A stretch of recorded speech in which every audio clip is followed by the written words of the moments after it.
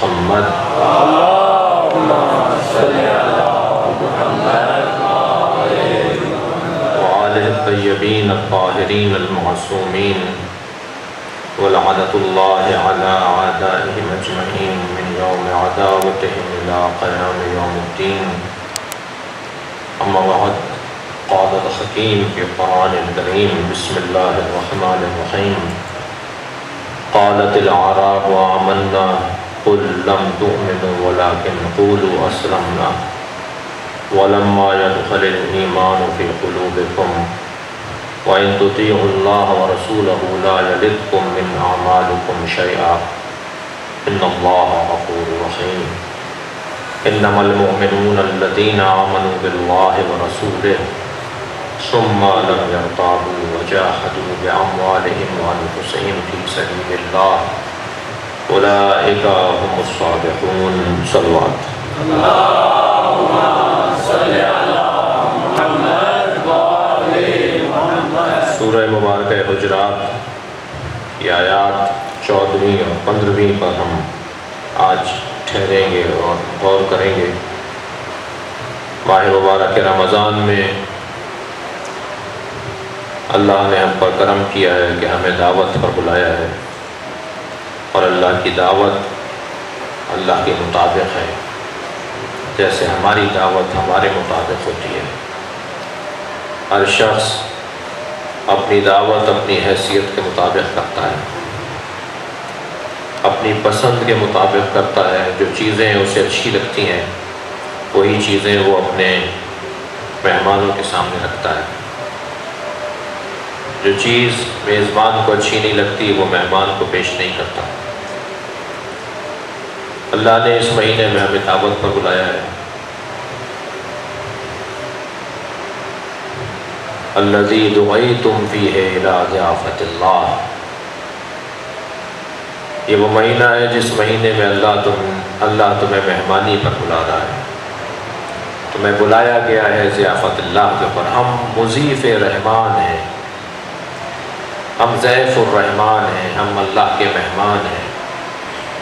یہ ہم پر، میں کہتا ہوں کہ یہ دنیا میں ہماری معراج ہے کہ ہم ضیوف الرحمان ہیں، ہم اللہ کے مہمان قرار پا رہے ہیں. اللہ نے ہمیں مہمانی پر بلایا ہے. دسترخوان بھی وہ اپنی حیثیت کے مطابق لگائے گا. جو چیزیں اسے پسند ہوں گی وہی وہ ہمارے لیے وہاں رکھے گا. کرم ہے اللہ کا کہ اس نے ہمیں اپنی ذات سے قریب کرنے کا ایک موقع عطا کیا ہے، جسے ماہ مبارک رمضان کہا جاتا ہے. اسے جو چیزیں پسند نہیں ہیں وہ چیزیں وہ دسترخوان پہ نہیں رکھے گا. جو چیزیں اسے پسند ہیں وہ اس دسترخوان پہ رکھے گا. وہ خود کھاتا نہیں ہے، ہمارے لیے کھانے کا وہ اہتمام نہیں کرے گا. کھانے پر پابندی لگا دے گا، اس لیے کہ اسے خود کھانا اچھا نہیں لگتا. اسے محدودیت اچھی نہیں لگتی، اسے وسعت اچھی لگتی ہے. اسے محتاجی اچھی نہیں لگتی، اسے غنا اور مستغنی ہونا اسے اچھا لگتا ہے. ہر وہ چیز جو اسے اچھی لگتی ہے وہ اس دسترخوان پر ماہ مبارک رمضان میں ہمارے لیے رکھ رہا ہے. یہ اللہ کا کرم ہے کہ ہم اس مہینے میں اس کی دعوت پر ہیں،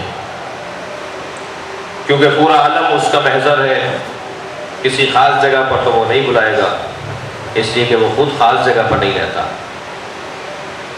کہ تمہارا جو گھر ہے وہ کون سا تمہارا اپنا ہے، وہیں رہو مگر میری مہمانی پر رہو گے. اپنے شہر میں رہو مگر میری مہمانی پر رہو گے. اس کے لیے ضروری نہیں ہے کہ تمہیں مکے آنا پڑے یا مدینہ آنا پڑے، اس لیے کہ اللہ مکے میں نہیں ہے. ہاں مکے میں ہے. صلوات پڑھے گا محمد والا.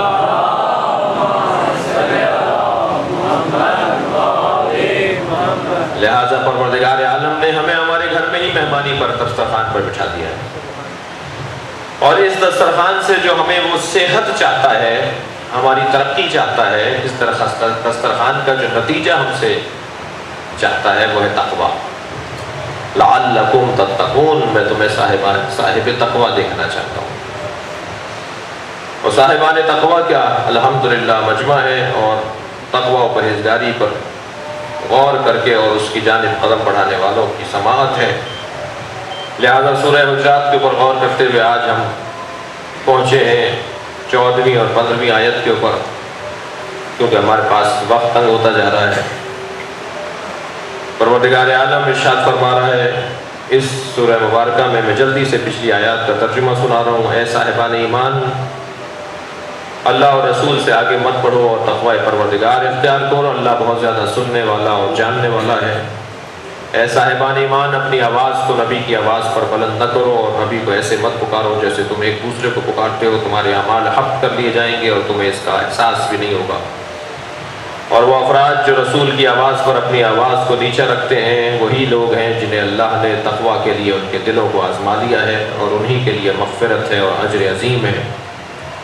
اور وہ افراد کہ جو آپ کو اے رسول حجرات کے باہر سے، آپ کے گھر سے باہر سے آوازیں لگاتے ہیں، ان میں سے اکثر لا یعقلون، سمجھدار نہیں ہیں۔ اگر انہوں نے اتنا صبر کر لیا ہوتا کہ آپ باہر آ جاتے تو یہ ان کے حق میں بہتر تھا۔ اللہ غفور بھی ہے، اللہ رحیم بھی ہے۔ اور اے صاحبان ایمان، اگر تمہارے پاس کوئی فاسق خبر لے کر آئے تو اس کی خبر پر تحقیق کر لیا کرو، کہیں ایسا نہ ہو کہ تم کسی قوم کی جانب کوئی جہالت پر مبنی قدم اٹھا لو اور جس کا تمہیں پشیمانی کا تمہیں سامنا کرنا پڑے۔ اور جان لو کہ رسول اللہ تمہارے درمیان ہے، اور اگر رسول نے بہت سارے امور میں تمہاری اطاعت کی ہوتی تو یہ تمہارے ہی خلاف ہوتا اور تمہارے نقصان میں ہوتا۔ لیکن اللہ نے ایمان کو تمہارے لیے محبوب قرار دیا ہے اور اس کو تمہارے دلوں میں زینت دی ہے، اور کفر و فسوق اور عصیان تمہارے لیے کریہ قرار دیا گیا ہے۔ اور ایسے افراد سمجھدار اور صاحبان رشد و صاحبان فہم ہوا کرتے ہیں، یہ اللہ کا فضل ہے اور اللہ کی نعمت ہے، اور اللہ بہت زیادہ جاننے والا ہے۔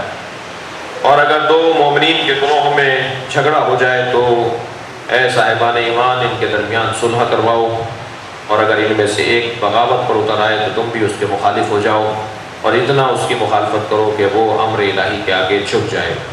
اور جب وہ امر الہی کے آگے جھک جائے تو پھر ان کے درمیان عدل و انصاف کے ساتھ فیصلہ کرو، اللہ عدل سے فیصلہ کرنے والوں کو پسند کرتا ہے۔ مومنین آپس میں بھائی بھائی ہیں، اور بھائیوں میں صلح و راشتی ہونا چاہیے، صلح و راشتی کرواؤ، تقوی پروردگار اختیار کرو، اللہ تم پر رحم کرے گا۔ اے صاحبان ایمان، خبردار کسی قوم کا مذاق مت بناؤ اس لیے کہ ممکن ہے وہ قوم تم سے بہتر ہو، اور خبردار کوئی عورت کسی عورت کا مذاق نہ بنائے اس لیے کہ ہو سکتا ہے جس کا مذاق بنایا گیا ہے وہ تم سے بہتر ہو۔ خبردار کسی کی دل آزاری نہیں کرو، اور اس پہ نام نہ رکھو، اس کے برے القاب سے اسے نہ نوازو، اس لیے کہ ایمان کے بعد بدترین فسق یہی ہے، اور جو لوگ توبہ کرنے کے لیے تیار نہیں ہیں وہی وہ افراد ہیں جو ظالم ہیں۔ اے صاحبان ایمان، بہت سارے گمانوں سے پرہیز کرو اس لیے کہ بعض گمان گناہ ہیں۔ خبردار تجسس نہ کرو اور غیبت نہ کرو ایک دوسرے کی، اس لیے کہ کیا تم پسند کرتے ہو کہ اپنے مردہ بھائی کا گوشت کھاؤ جو تمہارے لیے کری ہے۔ اللہ کا تقوی اختیار کرو، اللہ بہت زیادہ توبہ کرنے والا ہے، اللہ بہت زیادہ معاف کرنے والا ہے۔ اے صاحبان انس و جن، اے انسانوں، اللہ نے تمہیں ایک مرد اور ایک عورت سے پیدا کیا ہے، اور تمہیں شعوب یعنی خاندانوں میں اور قبائل میں تقسیم کیا ہے تاکہ تم پہچانے جا سکو۔ اور اللہ کے نزدیک اگر کوئی صاحب مقام و منزلت ہے تو وہ صاحب تقوی ہے۔ ان اکرمکم عند اللہ اتقاکم، اللہ کے نزدیک معتبر وہ ہے جو صاحب تقوی ہے۔ اللہ بہت زیادہ جاننے والا بھی ہے اور اللہ بہت زیادہ خبر رکھنے والا بھی ہے۔ آج کی آیت جس پر ہم غور کر رہے ہیں، مگر اس سے پہلے میں مولانا سے گزارش کروں گا کہ آگے تشریف لے آئیں، بڑی عنایت ہوگی۔ ایک صلوات پڑھتے ہوئے ذرا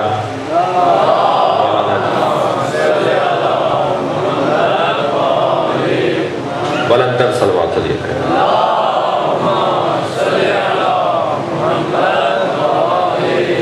آج کی جو آیت ہے وہ ہے قالت الاعراب آمنا۔ اعراب بادیہ نشین، صحرا نشین، اور جلدی بولنے والے اور دقت سے نہ بولنے والے اور جلد بازی میں لمبی لمبی باتیں کرنے والوں کا تذکرہ ہے۔ زمین اور آسمان کو بننے والوں کی بات ہے، جو لوگ اپنے قد سے زیادہ اچھل رہے ہوتے ہیں اور اپنی حیثیت سے زیادہ بول رہے ہوتے ہیں، ان کا تذکرہ ہے یہاں پر۔ اور وہ تھوڑی دیر میں ہی معلوم ہو جاتے ہیں، جب وہ بول رہے ہوتے ہیں، جب ان کی گفتگو ہو رہی ہوتی ہے تو اندازہ ہو جاتا ہے کہ یہ اپنی حیثیت سے زیادہ بول رہے ہیں، ان کا یہ مقام نہیں ہے۔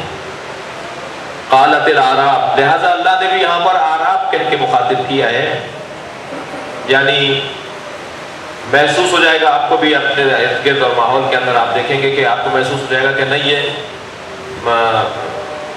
مہذب اور متمدن اور ثقافت اور تہذیب رکھنے والا بندہ نہیں ہے، یہ بہت جلدی یہ بات کر رہا ہے۔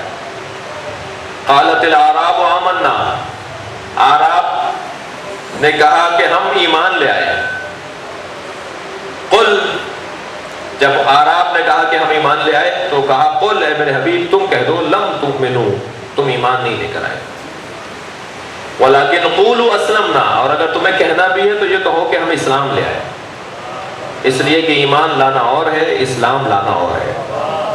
اس آیہ کریمہ میں پروردگار عالم نے یہ بات روشن کر دی ہے کہ ایمان اور اسلام کی کیفیتوں میں فرق ہے۔ جو زبانی جمع خرچ ہے وہ اسلام ہو سکتا ہے، ایمان رکھنے والا باتیں کرنے والا نہیں ہوتا، ایمان رکھنے والا کردار سے ثابت کرتا ہے کہ وہ صاحب ایمان ہے۔ یہ بہت زیادہ اگر لے کر بھی کچھ آئے ہیں، بہت زیادہ اگر یہ کچھ پیش بھی کر سکتے ہیں تو ان سے کہیے کہ یہ اسلام لے کر آئے ہیں، یہ ایمان لے کر نہیں ہے۔ وَلَمَّا يَدْخُلِ الْإِيمَانُ فِي قُلُوبِكُمْ، اور ایمان تمہارے دلوں میں ابھی داخل نہیں ہوا ہے، ابھی زبان اور ابھی لب کی پریکٹس ہے اور مشق ہے، تم یہ زبان ہلا رہے ہو اور اپنے لب ہلا رہے ہو، اس سے زیادہ کچھ اور نہیں ہے۔ ہاں اس کا بھی بہت بڑا نتیجہ ملے گا، اس کا بھی فائدہ ہے، اس کا بھی کوئی نقصان نہیں ہے، اس کا بھی فائدہ ہے۔ کیا فائدے ہیں بھی میں عرض کروں گا کہ صرف زبان سے لا الہ الا اللہ محمد رسول اللہ کہہ دینا وہ بھی کچھ فائدے پہنچائے گا، اور کمال تو یہ ہے کہ انسان یہ جو کہہ رہا ہے اسے اپنے وجود کا حصہ بنائے۔ یہ شہادت گہے الفت میں قدم رکھنا ہے۔ لوگ آسان سمجھتے ہیں مسلمان ہونا، بہت مشکل ہے مسلمان ہونا۔ البتہ ایک اعتبار سے یہاں صاحبان دقت بیٹھے ہیں اور تفسیری مزاج رکھنے والے بیٹھے ہوئے ہیں، آپ کا برابر آنا تفسیری مزاج کے اوپر دلیل ہے۔ بعض جگہ پر ایمان کو مشکل قرار دیا ہے اور بعض جگہ اسلام کو مشکل قرار دیا ہے۔ یعنی ہم یہ بھی ذہن میں رہے کہ جب قرآن مجید کی تفسیر اگر کسی ایک سورے کی بیان کر رہے ہیں تو میں تو ایک چھوٹا سا طالب علم دعویٰ نہیں کر سکتا، لیکن تفسیر قرآن پڑھنے والے کو پورے قرآن کی تفسیر کا ایک دورہ کر لینا ضروری ہے، تب جا کر وہ اچھی تفسیر کر پائے گا۔ کسی ایک سورے کے اوپر غور بہت کیا ہے، کسی ایک سورے کے اوپر بہت زیادہ کام کیا ہے، دوسرے سورے سے غافل ہے، تو وہ بہت سارے نکات سے خود بھی ناشنا ہوگا، بہت سارے پیغامات، بہت ساری الجھنوں سے، یعنی الجھنوں کے جوابات سے وہ خود بھی ناشنا ہوگا۔ مثلا یہی لے لیجئے کہ یہاں قرآن کی اس آیت سے ہمیں یہ ظاہر ہو رہا ہے کہ قالت الاعراب آمنا، جب اعراب نے کہا کہ ہم ایمان لے آئے تو پیغمبر سے کہا گیا کہ آپ کہہ دیجئے کہ تم ایمان نہیں لے کر آئے، بلکہ کہو قولوا اسلمنا، ہم اسلام لے کر آئے جی، اور ابھی ایمان تمہارے دلوں میں داخل نہیں ہوا ہے۔ اس کے بعد والا جو فقرہ ہے، اس کے بعد والی جو آیت کا حصہ ہے، وہ کسی حد تک اس والے مفہوم سے لیتا ہے۔ ہم ابھی یہیں رک رہے ہیں تھوڑا سا کہ یہاں ہمیں یہ دکھائی دے رہا ہے کہ ایمان مشکل ہے، اور احادیث بھی اس کے اوپر گواہ ہیں کہ ایمان مشکل ہے، اس لیے کہ معصوم سے سوال ہوا کہ مولا فرمائیں ایمان اور اسلام کے بارے میں، تو حضرت نے فرمایا کہ ایمان اور اسلام میں گہرائی اور سطحیت کا فرق ہے۔ کوئی چیز اگر گہری ہو تو اس کو سمجھ لیں جیسے ایمان، اور کوئی اگر سطحی سی باتیں ہوں تو اس کو سمجھ لیجیے جیسے اسلام۔ کبھی تعبیر کی گئی کہ آسان ہے اسلام لانا، کبھی کہا گیا کہ مشکل ہے ایمان لے کر آنا۔ کبھی معصوم نے فرمایا کہ الایمان اقرار و عمل، ایمان اقرار بھی ہے اور عمل بھی ہے، والاسلام اقرار بلا عمل، اور اسلام جو ہے وہ اقرار ہے بغیر عمل کے۔ یہاں حدیث بھی اس نظریے کا سہارا دے رہی ہے کہ اسلام جو ہے وہ آسان ہے اور ایمان مشکل ہے۔ ایک اور جگہ سوال کیا حضرت سے، تو حضرت نے فرمایا کہ ومن احسن من اللہ صبغہ، یہ جو قرآن کی آیت ہے کہ کتنا اچھا ہے اللہ کا رنگ، صبغت اللہ، اللہ کا رنگ چڑھایا کرو، اپنے کاموں میں اللہ کا رنگ چڑھایا کرو، اپنے کاموں میں اللہ کا عنوان رکھا کرو، کوئی بھی کام شروع کرو تو اس پہ رنگ خدائی ہونا چاہیے، اس پہ جو ٹائٹل ہو، اس پہ جو عنوان ہو، اس پہ جو اسٹیکر ہو، اس پہ جو نشانی ہو، جس پہ جو پتہ لگا ہوا ہو، وہ ایڈریس جو لگاؤ اس کام کے اوپر، وہ اللہ کا ایڈریس لگاؤ اس پہ۔ صبغت اللہ ومن احسن من اللہ صبغہ، اور اللہ کے رنگ کے علاوہ کوئی اور رنگ اچھا نہیں ہے، رنگ ہی چڑھانا ہے تو اللہ کا رنگ چڑھاؤ۔ یہ جو آیت ہے کہ اللہ کا رنگ چڑھاؤ اور اللہ کے رنگ سے زیادہ اچھا رنگ نہیں ہے، یہ اسلام کی تعلیمات کی طرف ہمیں رہنمائی کر رہی ہے۔ یعنی بسم اللہ پڑھا کرو، اللہ کا نام لے کر شروع کیا کرو، اللہ کے بغیر، اللہ کی یاد کے بغیر کوئی کام نہیں کیا کرو، لہذا ہمارے ہر کام میں اللہ ہے، اور کوشش کی جائے تو ہر کام میں اللہ دکھائی دے سکتا ہے، محسوس کیا جا سکتا ہے۔ بسم اللہ الرحمن الرحیم، لا الہ الا اللہ محمد رسول اللہ علی ولی اللہ، ہر کام میں اللہ، ہر نظریے میں اللہ، توحید کا اقرار ہو رہا ہے تو اللہ، رسالت کا اقرار ہو رہا ہے تو اللہ، علی کی ولایت کا اقرار ہو رہا ہے تو اللہ، کتاب اللہ، بیت اللہ، قبلۃ اللہ، ہر کام میں ہمارے اللہ کا ذکر ہے۔ یہ جو رنگ ہے نا اللہ کا، اللہ کی یاد کے ساتھ، اگرچہ خدا حافظ اور اللہ حافظ کے درمیان جو فرق ڈالا جا رہا ہے اس کے اندر نیتوں کا فطور ہے، ورنہ لفظ اللہ حافظ اچھا ہے۔ صلوات پڑھیں ذرا محمد والے۔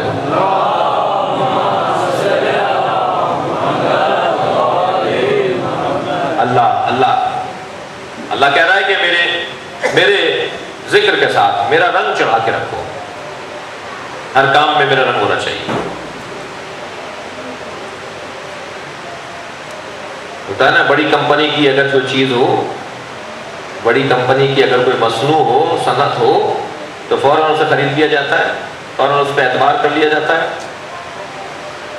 اگر ہمارے کاموں میں اللہ کا عنوان قرار پا جائے تو پھر ہمارے کام کی بھی قیمت بڑھ جاتی ہے، کیونکہ ہم نے اللہ کے نام کے ساتھ اپنا کام جوڑ دیا ہے۔ مگر یہ آیہ کریمہ جو ہے صبغت اللہ ومن احسن من اللہ صبغہ، یہ آیہ کریمہ جو ہے وہ اسلام لانا اور اسلام کے اظہار کی طرف نشاندہی کر رہی ہے۔ مگر دوسری ایک آیت ہے فقد استمسک بالعروۃ الوثقی، یہ آیت جو ہے، یہ حصہ اور یہ نظریہ جو ہے وہ ایمان کی طرف عروۃ الوثقی کے ساتھ ایسا تمسک کہ پھر وہ ہاتھ سے رسی چھٹنے نہ پائے، یہ ایمان کی طرف رہنمائی ہے۔ وہ رنگ چڑھانا اور ہے اور رنگ ہو جانا اور ہے، توجہ چاہوں گا، کسی چیز پہ رنگ چڑھانا اور ہے اور کوئی چیز خود رنگ ہو جائے وہ ہونا اور ہے۔ ایک مرتبہ تو اللہ کی یاد سے وابستہ زندگی گزر رہی ہے، اللہ کے نام کے ساتھ، لیکن اس میں دھوکہ ہو سکتا ہے۔ حلیہ بڑا اچھا ہے، چہرہ بڑا اچھا ہے، دینی چہرہ ہے، دینی حلیہ ہے، ہاتھ میں تسبیح ہے، لب مسلسل ذکر الہی میں مصروف ہیں، اور سود یہ کھاتے ہیں، جھوٹ یہ بولتے ہیں، الحاج بھی لکھا ہوا ہے، نماز کے لیے بھی فوراً اللہ اکبر کی آواز نہیں آتی، فوراً یہ اپنی دکان کے شٹر گرا دیتے ہیں، فوراً اپنی کرسی سے اٹھ جاتے ہیں۔ لیکن اگر ان کا معاملہ دیکھا جائے تو بیگم صاحبہ بھی ان کو سلام کرنے کو تیار نہیں ہے، ان کے گھر کا حال خراب ہے، ان کے بچے ان کو جلاد اور ایک ظالم سے کم نہیں سمجھتے ہیں۔ یہ کیا ہوا؟ رنگ تو بڑا اچھا ہے ان کے اوپر، چہرہ تو ان کا بڑا اچھا ہے، دور سے بڑے اچھے لگتے ہیں، لیکن جب ان کے ساتھ قریب ہو کر زندگی گزاری جائے تو پھر ان سے زیادہ گھن کسی اور چیز سے نہیں آئے گی۔ یہ کیا ہے؟ یہ جو فرق ہے یہ کیا ہے؟ ایک اسلام ہے اور ایک ایمان کی کیفیت ہے۔ اسلامی کیفیت میں یہ بظاہر بڑے اچھے لگ رہے ہیں، ہر سال حج کرنے جاتے ہیں، عمرے بھرپور کی ہیں انہوں نے، زیارتیں بھرپور کی ہیں انہوں نے، مجلس بہت بڑی کرتے ہیں، یہ بڑے مولائی ہیں۔ صرف کہیں اور ہی چپتے ہوئے جملے ہوں، اپنے اوپر چپتے ہوئے جملے نہیں ہوں، مجلس بھرپور کرتے ہیں۔ تبرک تو ہر سال بڑھتا جا رہا ہے ان کا، دیکھیں ان کی کم نہیں ہو رہی، مگر ذرا ان کے زندگی کو تو دیکھیے، کردار میں کمزوری ہے۔ وہ ایمان اور اسلام کا فرق جو قرآن کہہ رہا ہے، وہ اسلام اور ایمان کے فرق کے ساتھ۔ اسی طرح ایک فرق جو ہے وہ یہی ہے کہ اسلام کی بنیاد پر بہت ساری چیزوں کا تحفظ مل جاتا ہے، مثلا خون محفوظ ہے، معمون اور محفوظ الدم قرار پاتا ہے مسلمان، مثلا عقد اور نکاح اور شادی اور میراث، وصیت اور ارث کے حوالے سے مسلمان کے حقوق غیر مسلم کے حقوق سے رہتا ہے۔ مثلا اگر بیٹا کافر ہو جائے تو اسے میراث نہیں ملے گی، باپ اگر مسلمان ہے اور بیٹا کافر ہو جائے تو اسے میراث نہیں ملے گی۔ تو کون سی چیز میراث دلوا رہی ہے؟ پھر اسلام میراث دلوا رہی ہے، بیٹا ہونا میراث نہیں دلوا رہا۔ تو اسلام یہ فائدہ پہنچا رہا ہے۔ اسی طرح اور بہت سارے امور ہیں، فروج کا مسئلہ ہے، جی امانتوں کے مسائل ہیں، بہت سارے نجاستوں اور طہارتوں کے مسائل ہیں جو اسلام سے فائدہ پہنچ رہا ہے، مگر وہ یہی چیزوں کو فائدہ پہنچے گا۔ اور ایمان کے حوالے سے ایک درجہ آگے بڑھنے کی ضرورت ہے۔ مگر یہاں پر جو میں نے سوال اٹھایا تھا اسے دوبارہ دہرا رہا ہوں کہ کہیں تو ہمیں یہ چیز دکھائی دے رہی ہے جو اس وقت سورہ حجرات کے اندر ہے کہ اعراب نے جب کہا کہ ہم ایمان لے آئے تو رسول کو کہا گیا کہ آپ کہہ دیجئے کہ یہ ایمان نہیں لے کر آئے بلکہ اسلام لے کر آئے۔ تو اس آیت کریمہ سے تو یہ ظاہر ہو رہا ہے کہ اسلام آسان کام ہے اور ایمان مشکل کام ہے، لیکن قرآن کی کچھ اور آیتیں بھی ہیں جس میں ہمیں دکھائی دے رہا ہے کہ اسلام مشکل ہے، اسلام مشکل ہے۔ مثلا صلوات پڑھے ذرا محمد و آل محمد۔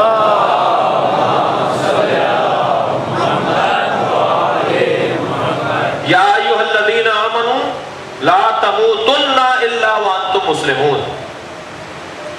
یہ آیت کریمہ وہ آیت ہے کہ جو جناب زہرا نے دربار مدینہ میں مسجد نبی میں اپنے میراث اور اپنے حق کے حصول کے لیے جو آپ تشریف لے گئی تھی فدق کے لیے، تو آپ نے جو خطبہ ارشاد فرمایا تھا اس خطبے میں بی بی نے 10 سے زیادہ آیتوں کی تلاوت کی ہے۔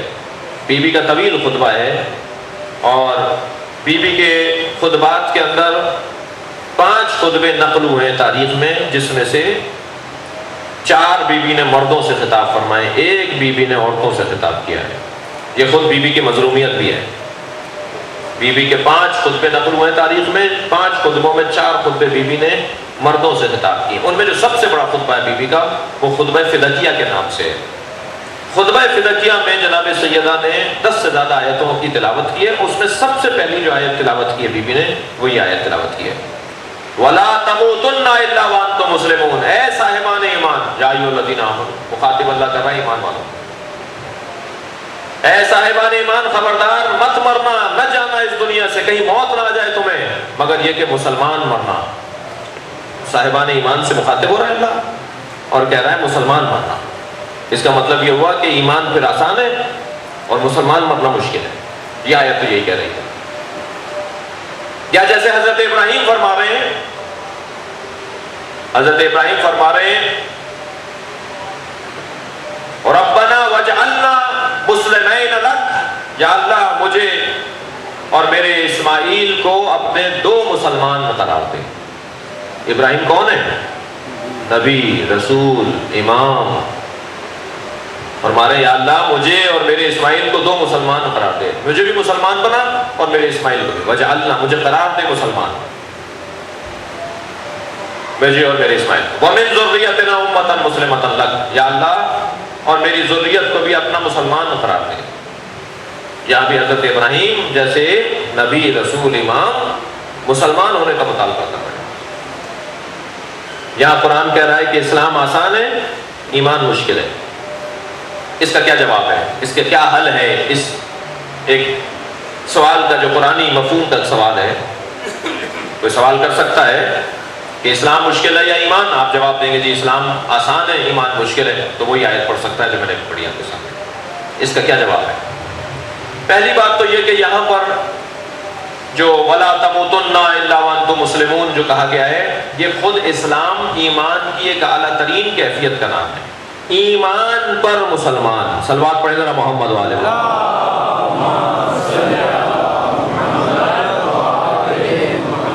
جس ایمانی کیفیت اور ایمانی درجے پر تم پہنچ چکے ہو اس پر مسلمان رہو، اس پر قائم رہو، اس پر باقی رہو، اس پر قائم رہو.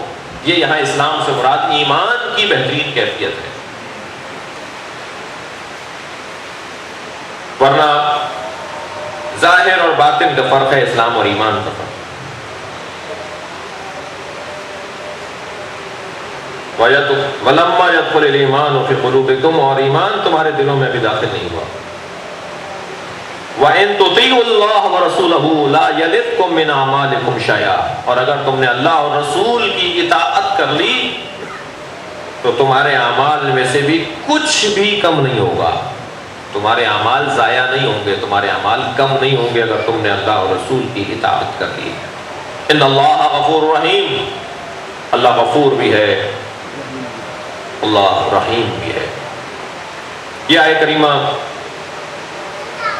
اور بہت سارے پیغامات کی طرف ہماری توجہ دلا رہی ہے، جس میں سے ایک میرے معاشرے کا مسئلہ ہے.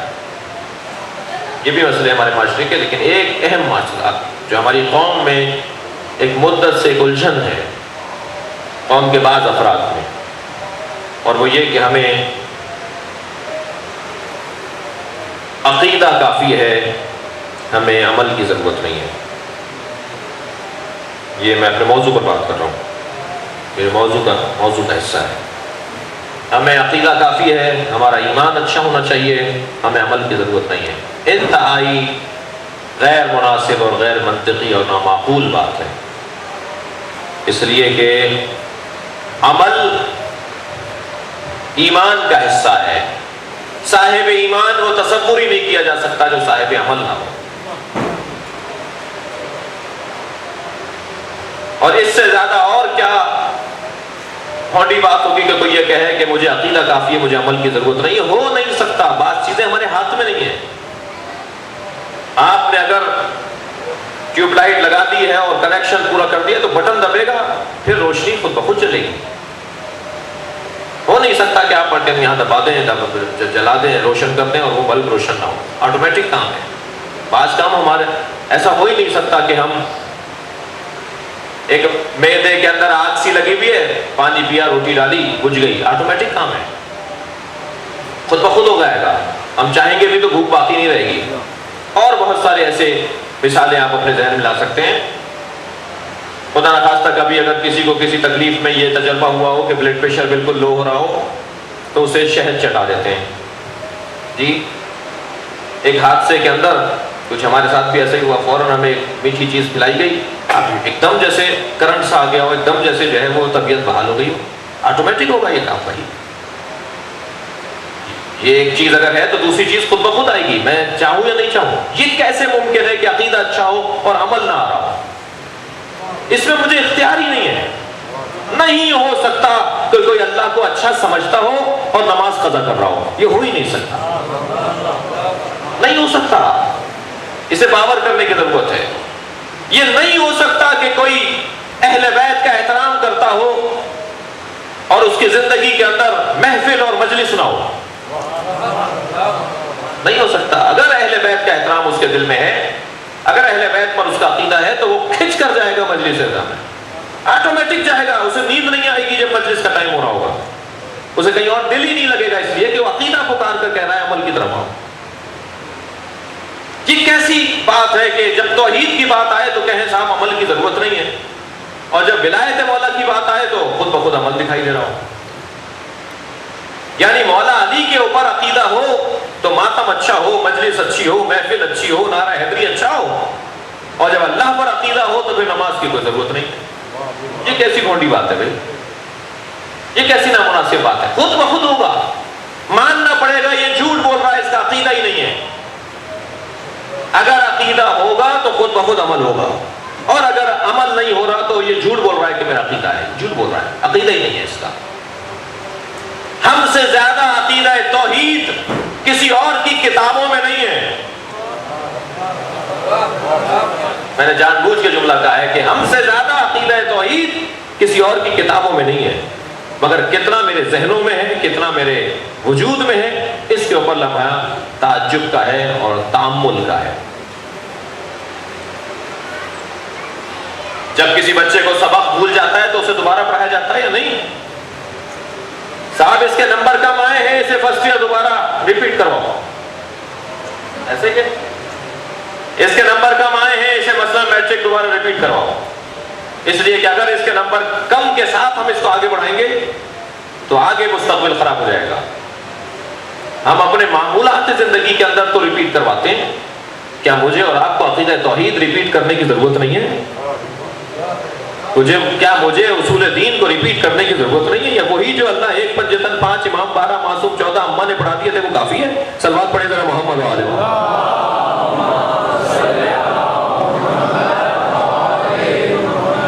خاص طور پر عقیدہ توحید محور ہے عقیدہ نبوت کا، عقیدہ امامت کا، عقیدہ قیامت کا، سارے عقائد کا محور عقیدہ توحید ہے۔ میں اچھا مولا ہی نہیں ہو سکتا اگر اچھا موحد نہیں ہو، تو ہو ہی نہیں سکتا کہ میں اچھا علی والا بن جاؤں اور اچھا اللہ والا نہ ہو۔ اس لیے کہ مولا علی علیہ السلام اور نبی مکرم کی محبت اور آپ سے لگاؤ اور آپ سے الفت اور آپ سے تعلق اللہ کی بنیاد پر ہے۔ عقیدہ توحید جتنا میرا مضبوط اور بہتر ہوگا اتنا میرے تمام اور عقائد بھی بہتر ہوتے چلے جائیں گے۔ لہٰذا مجھے اسے دہرانے کی ضرورت ہے، بار بار دہرانے کی ضرورت ہے۔ اور یہ موقع بہت اچھا موقع ہے، ماہ مبارک رمضان، یہ ایام، ایسا موسم، ایسا ماحول جو ہمیں بہت کچھ عطا کر رہا ہوتا ہے۔ یہ جملہ کہ ہمیں عقیدہ کافی ہے، ہاں عقیدہ جملہ بہتر کریں گے میرے بچے اور جوان، عقیدہ کافی ہے کا جملہ بہتر کریں گے۔ عقیدہ اصلی ہے لیکن کافی نہیں ہے، بہت مشکل ہے۔ نماز عقیدے کی عکاسی ہے، روزہ عقیدے کی عکاسی ہے، مجلس عقیدے کی عکاسی ہے، ماتم عقیدے کی عکاسی ہے، نظر و نیاز عقیدے کی عکاسی ہے۔ عقیدہ اصلی ہے، کافی نہیں ہے۔ جیسے پانی حیات بشر کے لیے اصلی ہے مگر کافی نہیں ہے۔ پانی پہ گزارا کر کے دکھائیے، پانی کافی نہیں ہے لیکن اصلی ہے، بنیادی ہے، تمام چیزوں میں اولی ہے، اساسی ہے۔ سب چیزیں ہوں اور یہ نہ ہو تو کچھ نہیں ہوگا۔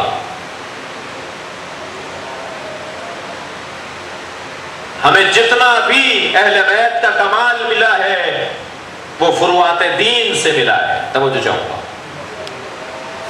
میرے مولا کے فضائل پڑھ رہے ہیں کہ آپ کی تلوار کی کاٹ ایسی تھی اور آپ کے بازوؤں کا دم ایسا تھا، آپ اگر کسی کو گھور کے دیکھ لیتے تھے تو وہ بھی ذوالفقار کی طرح سے نگاہیں ہوتی تھیں۔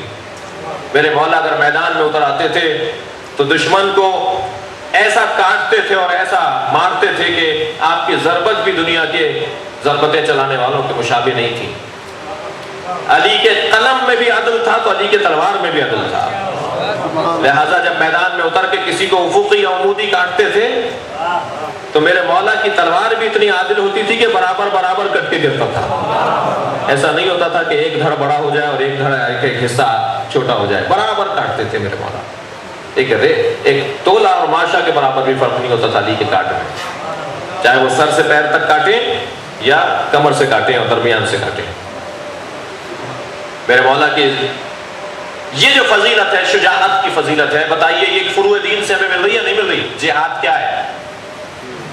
صلوات پڑھ لیں ذرا محمد و آل محمد۔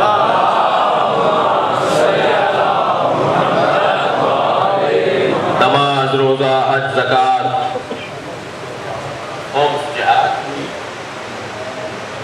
جہاد وہ فروعات دین میں نا عمل ہے نا۔ ہمیں مولا علی کی تلوار کا اگر کچھ کمال نظر آ رہا ہے تو وہ ایک فروع دین میں نظر آ رہا ہے۔ اس سے بڑھ کر بات اور مثال لے لیجئے، علی کی ولایت کا اعلان بھی ہو رہا ہے تو حج سے واپسی پر ہو رہا ہے، وہ بھی فروعات دین، وہ بھی کردار اور عمل کے بغیر نہیں ہے۔ مولا علی کی ولایت ہمیں مل رہی ہے تو حج سے مل رہی ہے، اہل بیت کی سخاوت مل رہی ہے تو روزوں سے مل رہی ہے۔ سورہ مبارکہ دہر، تینوں بچوں کی خاطر جو پورے گھرانے نے روزے رکھے، اس کے بعد جب دروازے پر آنے والے فقیر یتیم اور اسیر کو دیتے تھے تو اس کے بدلے میں جو پورا سورہ نازل ہوا ہے وہ بھی روزوں کی وجہ سے ہوا ہے۔ یعنی اہل بیت کے کمالات کی اگر ہم ایک فہرست بنائیں اور اہل بیت کے فضائل کی اگر ایک فہرست بنائیں تو بغیر عمل سے ان کے فضائل جڑے ہوئے نہیں ہیں، عمل کے ساتھ ان کے فضائل جڑے ہوئے۔ یہ انتہائی ہلکی بات ہے کہ یہ کہہ دیا جائے یہ فرار ہے، سچ بات کر دو کہ بھائی سعودیوں میں نماز نہیں پڑھی جاتی، گرمیوں میں روزہ نہیں رکھا جاتا، سیدھی سیدھی بات کیوں نہیں کر رہے؟ کیوں خواہ میں جن سے بات کر رہا ہوں انہیں سے بات کر رہا ہوں، آپ ناراض نہیں ہوں، آپ سے نہیں کہہ رہا، آپ تو آ گئے نا، آپ تو سن رہے ہیں، آپ تو عمل کرتے ہیں، لیکن آپ کے توسط سے وہاں بات کی جا رہی ہے کہ جہاں پر یہ کمزوری پائی جاتی ہو۔ البتہ آواز اور نصیحت کی ہم سب کو ضرورت ہے، میں متکبر نہ ہو جاؤں یہ سوچ کر کہ مجھے ضرورت نہیں ہے، ہم سب کو آواز اور نصیحت کی ضرورت ہے، معصومین کے علاوہ ہم سب کو نصیحت کی ضرورت ہے، کوئی ہمیں پورا نہیں ہے، کوئی ہمیں معصوم نہیں ہے، کمزوری ہے انسان کی۔ ماہ مبارک رمضان یعنی یہ روزہ ہمیں ایک اور چیز بھی عطا کرتا ہے، وہ ہے ارادے کی تقویت۔ اصل مشکل یہ جو آواز لگتی ہے نا کہ ہمیں عقیدہ کافی ہے، عمل کی ضرورت نہیں ہے، اصل مشکل یہاں پر ہے کہ یہ ارادے میں کمزور لوگ، نماز نہیں پڑھی جاتی ان سے، روزہ نہیں رکھا جاتا ان سے، لیکن ماہ رمضان یہ روزے کی عبادت انہیں ارادے میں تقویت عطا کرتی ہے۔ جب ان ایام سے گزرتے ہیں تو اللہ انہیں یہ موقع عطا کرتا ہے۔ اس کے بعد والی آیت 15ویں آیت، انما المؤمنون الذین آمنوا باللہ ورسولہ، صاحبان ایمان کی کچھ نشانیاں ہیں۔ مومن وہ ہے جو اللہ اور رسول پر ایمان رکھتا ہو، ثم لم یرتابوا، اور پھر اپنے ایمان میں کبھی شک نہ کرتا ہو۔ شک میں مبتلا افراد مومن نہیں ہو سکتے۔ کس نے کہا ہے کہ اس دروازے پر آ کے بیٹھو؟ آ کر بیٹھے ہو تو پھر اچھی طرح سمجھو تاکہ پھر اٹھ کے جانا نہ پڑے۔ مطمئن بیٹھنے والے لوگ، ساری دنیا ایک طرف ہو جائے ہم اس دروازے کو چھوڑ کر نہیں جائیں گے، ساری دنیا ہمارا احتساب کرنا شروع کر دے، سوشل بائیکاٹ کرنا شروع کر دے، ہم علی کو چھوڑ کر نہیں جائیں گے۔ ثم لم یرتابوا، پھر کبھی شک نہیں ہوتا اپنے اعمال کے اوپر، اپنے عقیدے کے اوپر، اپنے نظریے کے اوپر۔ وجاہدوا باموالہم وانفسہم فی سبیل اللہ اولئک هم الصادقون، اور صاحبان ایمان کی ایک نشانی یہ ہے کہ وہ اللہ کے رستے پر، اللہ کی راہ میں جہاد کرتے ہیں اپنے مال اور اپنے جان کے ذریعے سے۔ مال کیا ہے؟ مال تصور میں یہ آتا ہے کہ دولت، پیسہ، نوٹ، سکہ، اسکناس، کرنسی، اسے مال کہتے ہیں، جبکہ مال عربی زبان کا لفظ ہے۔ علماء کرام تشریف فرمائیں، شیخ مرتضی انصاری نے مال کی تعریف کی ہے، المال الذی یمیل الیہ النفس، مال ہر اس شے کو کہا جاتا ہے جس کی طرف نفس کو رغبت ہوتی ہو۔ لہٰذا میری کرسی بھی میرا مال ہے، میری شہرت بھی میرا مال ہے، میرا پیسہ بھی میرا مال ہے، میری گاڑی میرے بچے بھی میرا مال ہے۔ ہر وہ چیز جس سے نفس کو پیار ہو اسے مال کہا جاتا ہے۔ جس چیز سے مجھے پیار اور محبت ہے اسے میں اللہ کی راہ میں اور اللہ کی خاطر قربان کر دوں، اسے جہاد کہا جاتا ہے۔ مال اور نفس سے مراد یہی نفس ہے، اپنی جان۔ اولئک هم الصادقون، اور یہی وہ افراد ہیں جو سچے ہیں۔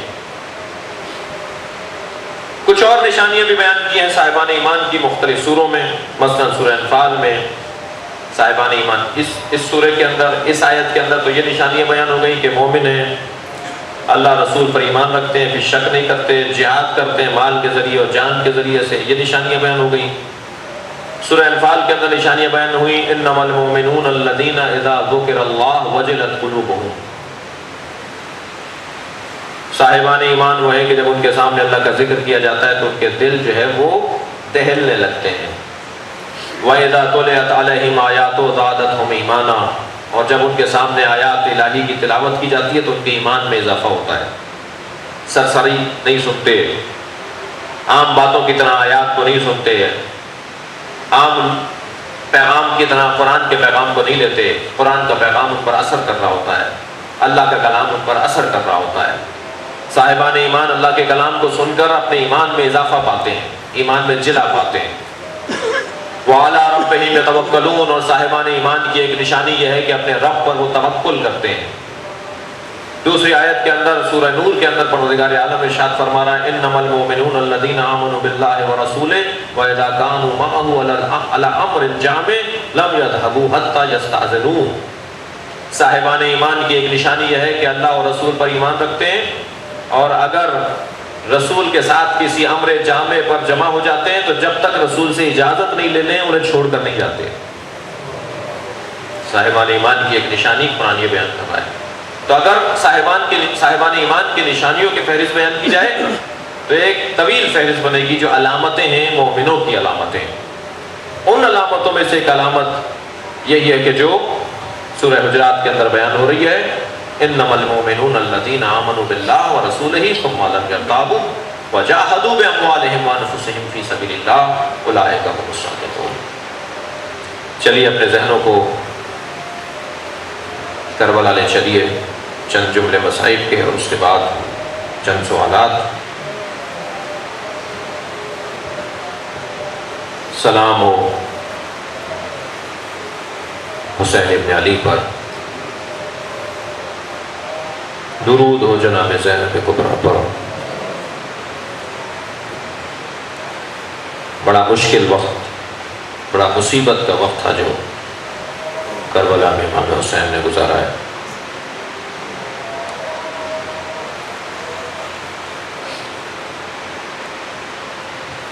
اپنے ذہنوں کو لے چلیے کربلا. چند جنازے ایسے تھے جس پہ امام کی آنکھوں میں آنسو آئے. حسین ابن علی کے لیے چند میتیں اٹھانا بہت سخت تھا.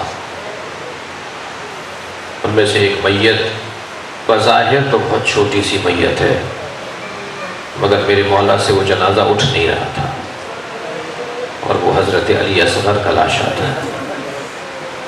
ایک 6 ماہے، ایک 6 مہینے کے بچے کا لاشا. کبھی آگے جاتی ہیں کبھی پیچھے آتے ہیں. حسین سے اتنے سے بچے کا لاشا نہیں اٹھ رہا.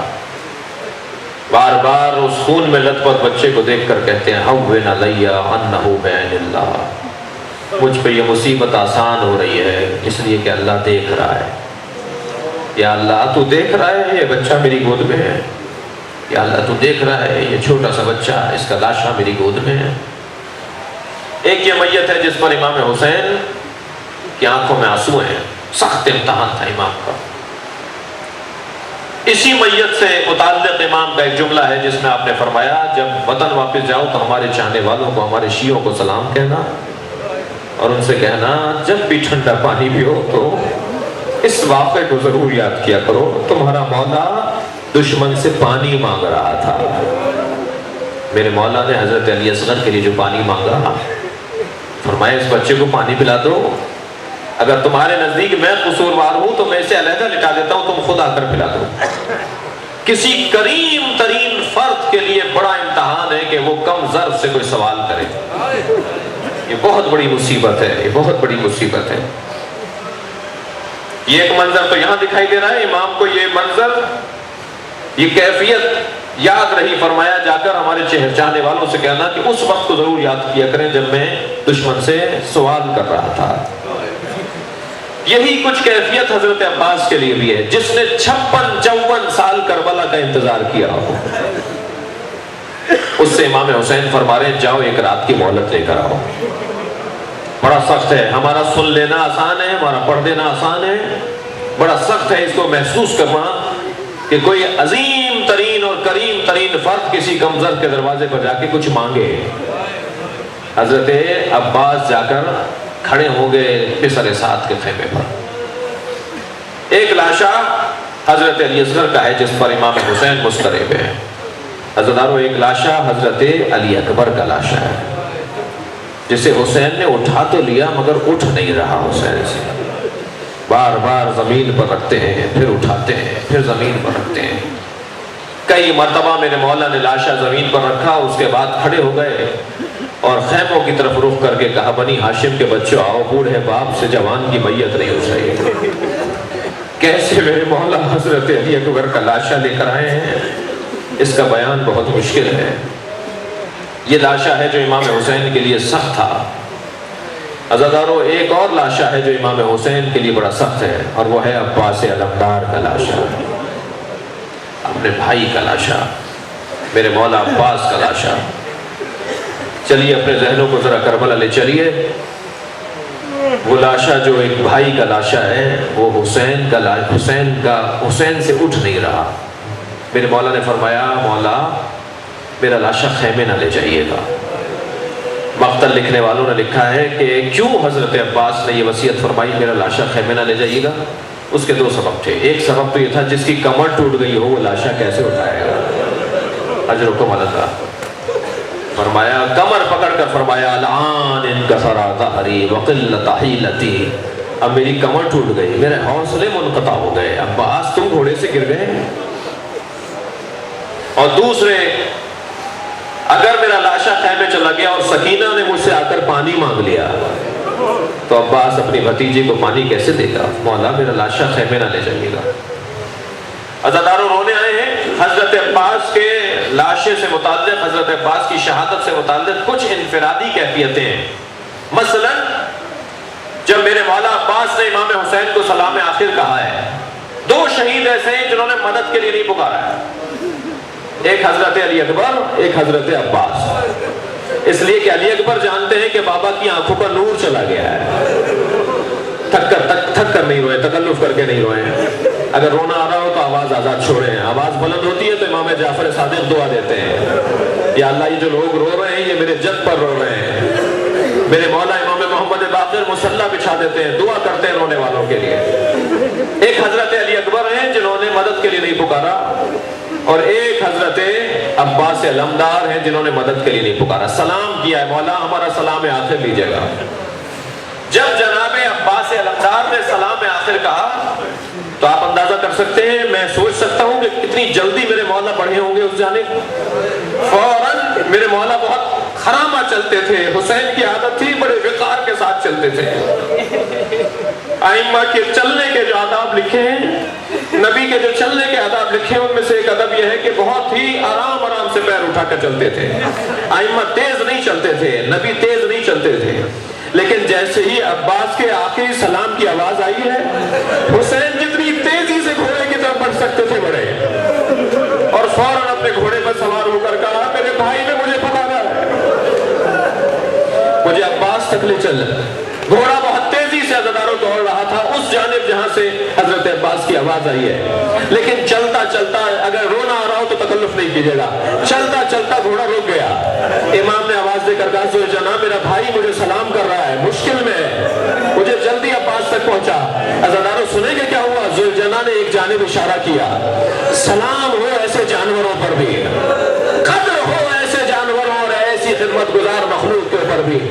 امام حسین کو ایک جانب متوجہ کرنے لگا، امام نے اس جانب مڑ کر دیکھا، عباس کا کٹا ہوا بازو تڑپ رہا تھا۔ میرے مولا فوراً گھوڑے سے اترے، اس جانب گئے جہاں جناب عباس کا بازو تھا، اپنے عباس بھائی کا بازو اٹھایا، اپنے ساتھ گھوڑے پر رکھ لیا۔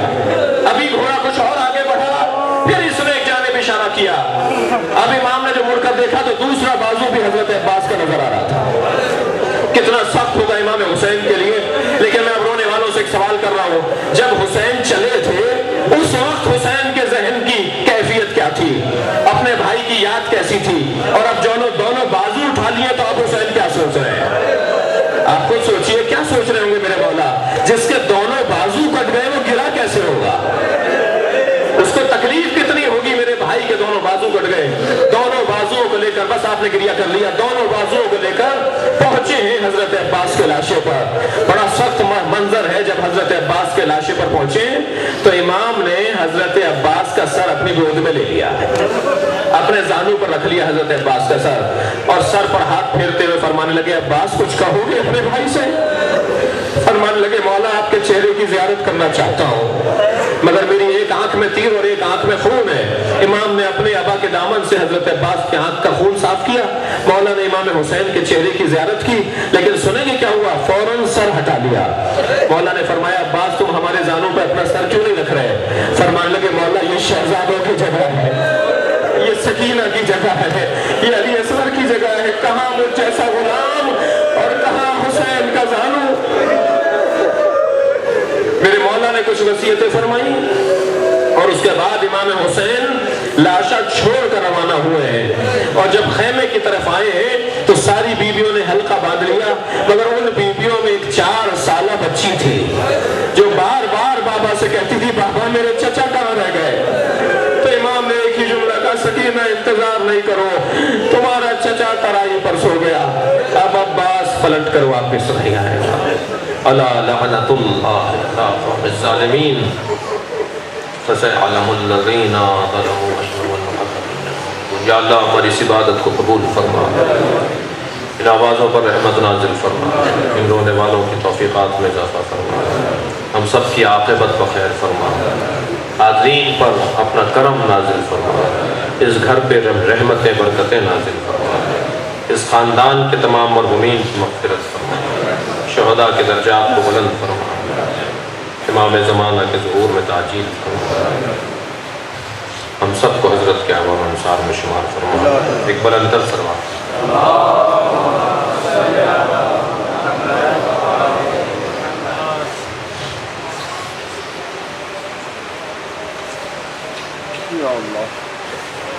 السلام علیکم یا علی مدد۔ علیکم السلام و علی مدد۔ ہاں صاحب میری شادی کو 15 سال ہو گئے ہیں اور اولاد نہیں ہے، گھر ویران ہے، رو رو کے آنکھوں کی بینائی بھی ختم ہو گئی ہے، دعا کریں خالق کل مجھے حضرت علی اصغر کے صدقے میں صاحب اولاد کرے اور میرے شوہر کے رزق میں اضافہ کرے۔ یہ خاتون کی طرف سے دعا کے لیے التماس ہے، حضرت عباس کے صدقے میں ان تمام مقدس شخصیات کے وسیلے سے اللہ سے دعا کرے اللہ انہیں اولاد عطا کرے۔ السلام علیکم یا علی مدد۔ علیکم السلام و علی مدد۔ منت کس طرح مانی جائے؟ اگر حاجت پوری نہ ہو تو کیا منت کو پورا کرنا ضروری ہے؟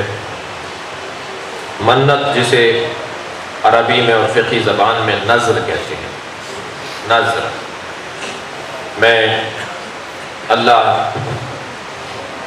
کے لیے للہ علیہ میرے اوپر ہے، یا کوئی ایسا لفظ کہ جو اس مفہوم کو پہنچاتا ہو کہ میں اللہ کی خاطر یہ منت مانتا ہوں، یہ نذر مانتا ہوں کہ میرا فلاں کام ہو جائے گا تو میں فلاں کام کروں گا۔ البتہ جو نذر میں چیز رکھی جا رہی ہے وہ شرعی ہونی چاہیے اور وہ معقول ہونی چاہیے اور وہ ممکن ہونی چاہیے۔ ممکن ہے کہ میں ایسی چیز کو منت میں نیت میں لے آؤں جو ممکن ہی نہیں ہے کرنا، اور معقول بھی ہونی چاہیے اور مشروع بھی ہونی چاہیے، شریعت اس کی اجازت دیتی ہو،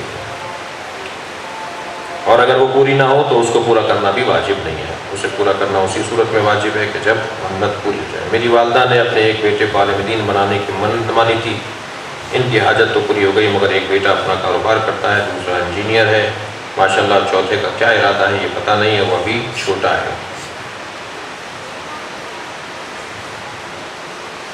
لہٰذا اس سلسلے میں میری والدہ کی کیا ذمہ داری بنتی ہے؟ اگر منت پوری ہو گئی ہے تو پھر جو ہے وہ نہیں مجھے سمجھ میں آ رہا ہے، اس میں فرما رہے ہیں جو بھی لکھ رہا ہے جس نے بھی کہ ان کی حاجت تو پوری ہو گئی مگر بیٹا اپنا کاروبار کرتا ہے۔ اگر یہ مطلب ہے کہ انہوں نے منت مانی تھی کہ میرا بیٹا عالم دین بنے اور وہ عالم دین نہیں بنا تو وہ منت پوری ہوئی یا نہیں ہوئی ہے؟ کیونکہ دیکھیں میں نے ابھی کہا کہ معقول ہو، مشروع ہو، ممکن ہو، منت کے لیے ان شرائط کا ہونا ضروری ہے۔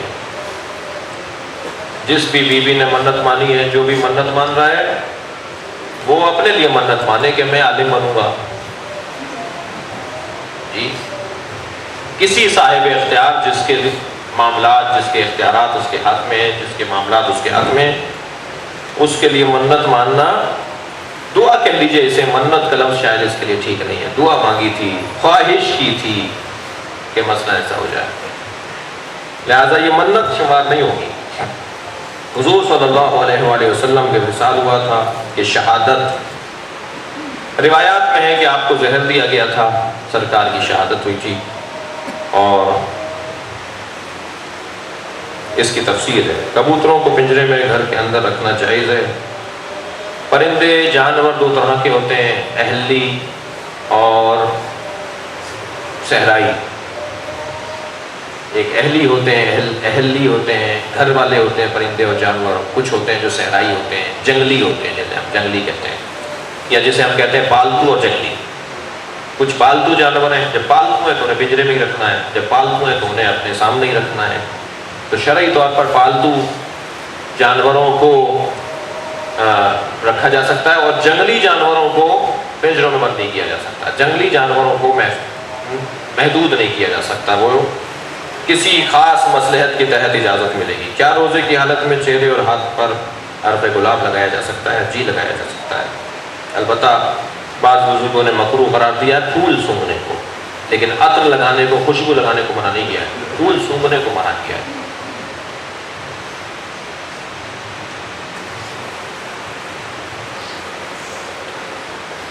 آئی برو بنوانا اور ناخن بڑھانا شرعاً کیسا ہے؟ ناخن بڑھانے میں تو ایک مشکل یہ ہے کہ وضو کا مسئلہ آ جائے گا۔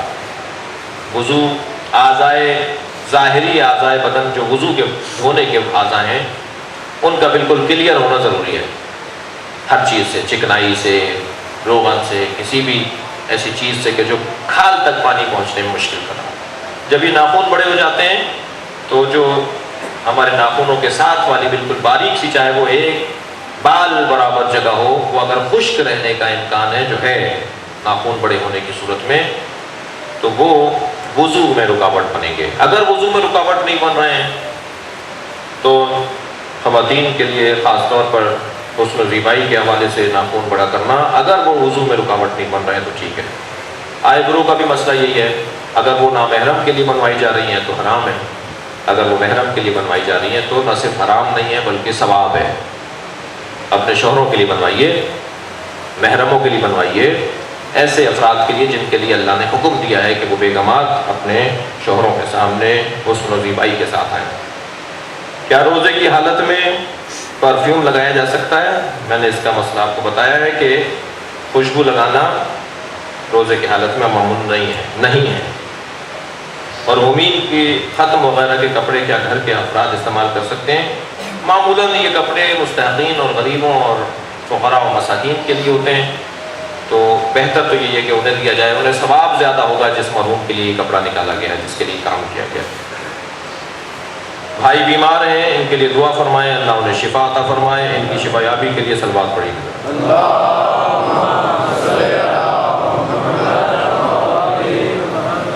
مولانا صاحب، بائبل مقدس میں ہے کہ حضرت ابراہیم نے اللہ سے دعا کی کہ خداوندہ میری اولاد کو اسماعیل سے بڑھاوا دینا اور ان میں 12 سردار پیدا کرنا اور ان کی نسل کو آبرومند فرمانا۔ سوال یہ ہے کہ یہ کسی شیعہ عالم کی لکھی ہوئی نہیں تو پھر برادران 12 اماموں کو ماننے اور ان کا تذکرہ کرنے سے کیوں گردن چھڑاتے ہیں؟